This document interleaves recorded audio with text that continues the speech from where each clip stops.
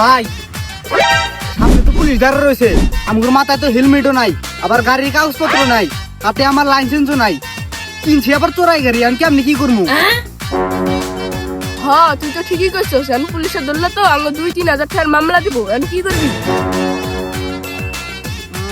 ভাই আমি একটা নিজের টেকনিক পাইছি, আপনি একটু গাড়িতে বহেন, আমি একটু আইতাছি।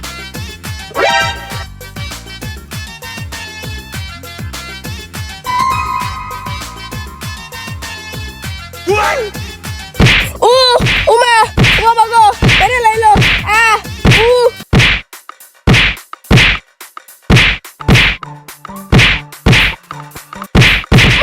ওমা আদি দেখতেছস উরে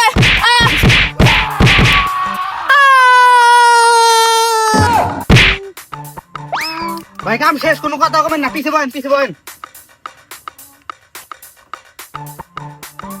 और अभी तो रुको, क्लाइमैक्स अभी बाकी।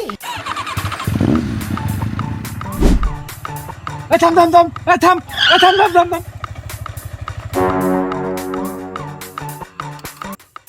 দুজনের একজনের হেলমেট পরস নাই, গাড়ির লাইসেন্স, গাড়ির কাগজপাতি যা আছে সব দেখা। আরে ভাই আমগো যাইতে দেন, এগুলা দেনের সময় আমগো নাই, এখন দেখেন রুগী না যেতেছি, দেখেন না সামনে হসপিটাল, যা লাগবো আমগো তাড়াতাড়ি দেখেন, পায়ের কি অবস্থা দেখেন দেখেন।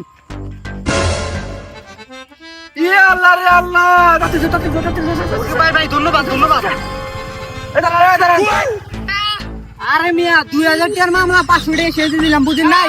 জীবনে চলতে হইলে এরকম বুদ্ধি নাই, চলতে হইব, বুঝেন নাই? আরে মিয়া চিল্লায়েন না, চিল্লায়েন না। হে চুপ থাকে ভাই, এমনি বড় কোনো সমস্যা নাই তো না? ব্যান্ডেজ খরচ কত লাগছে, 200 না 300? আরে ভাই তেমন কোনো বড় সমস্যা হয় নাই, কে পায়ের গোড়ালির একটা আড্ডি ভেঙে গেছে, অপারেশন করে রড ঢুকাইতে হবো। এ অপারেশন করতে মনে করেন 50,000 টাকার মতো লাগবো।